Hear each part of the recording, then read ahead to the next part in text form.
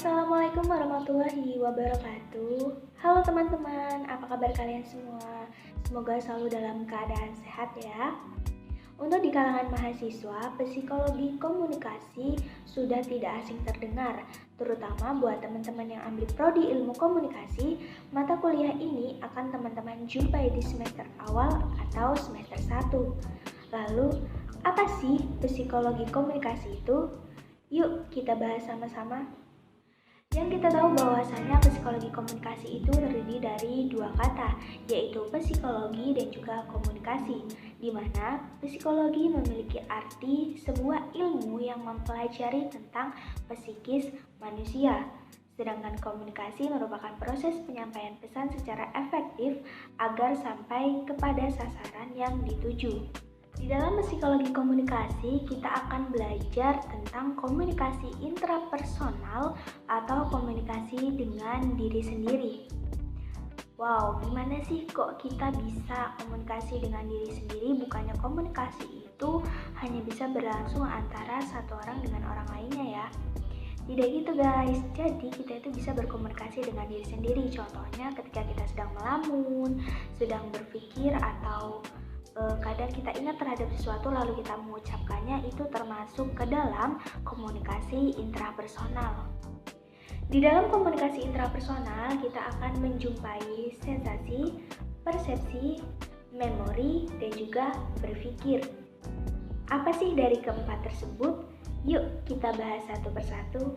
Sensasi bisa kita artikan adalah segala sesuatu hal yang kita terima dan ditangkap oleh panca indera yang bersumber dari luar diri kita sendiri. Yang kedua ada persepsi. Semua orang bisa menangkap dan merasakan sensasi, namun memiliki persepsi yang berbeda. Contohnya seperti ketika kita sedang berada dalam sebuah ruang kelas di mana dosen kita sedang mengajar di depan. Dosen kita ini pakai wangi parfum yang bisa terbilang cukup menyengat sehingga seisi ruang kelas itu bisa menghirup aroma parfumnya. Ketika itu si A berpendapat bahwasannya wangi dari parfum dosen ini cukup enak sehingga dia ingin bertanya dan ingin membeli parfum yang sama dengan dosen tersebut. Namun si B berpersepsi bahwasannya, apa sih, wangi parfumnya gak enak loh, menyengat banget, lama-lama bikin enak. Itu artinya semua orang bisa merasakan sensasi secara bersamaan, namun dengan persepsi yang beda atau dengan pendapat yang berbeda. Yang ketiga ada memori. Memori adalah kemampuan manusia untuk mengingat, menyimpan, mempertahankan informasi dan peristiwa dari masa lalu di otak manusia. Mungkin kalau untuk memori teman-teman sudah nggak asing lagi ya, karena memori ini kita jalani atau sering kita temukan dalam kehidupan sehari-hari.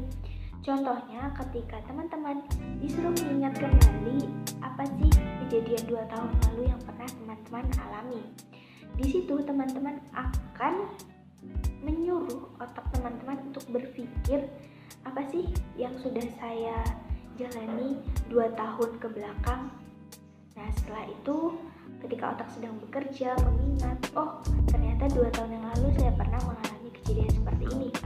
Apalagi ketika kejadian tersebut merupakan kejadian yang penting di dalam hidup Anda. Dalam memori terjadi 3 proses. Yang pertama ada encoding atau perekaman, yang kedua ada storage atau penyimpanan, dan yang ketiga ada pemanggilan atau retrieval. Yang keempat ada berpikir. Berpikir ini bisa kita artikan sebuah kegiatan yang melibatkan otak manusia. Mungkin contoh gampangnya seperti ketika kita disuruh mengarang atau ketika kita disuruh menjawab sebuah persoalan, otak kita akan berpikir, apa nih yang harus aku tulis, apa nih yang harus aku ucapkan untuk menjawab pertanyaan tersebut. Berpikir juga merupakan akumulasi dari proses sensasi, persepsi, dan juga memori. Tujuan dari komunikasi intrapersonal itu banyak banget macamnya. Tapi menurut aku ada satu yang paling penting, yaitu untuk mengenali diri kita sendiri. Oke guys, itu tadi sedikit informasi dari aku. Semoga bermanfaat untuk kalian yang menonton. Sampai bertemu di konten-konten selanjutnya. Wassalamualaikum warahmatullahi wabarakatuh. Dadah guys.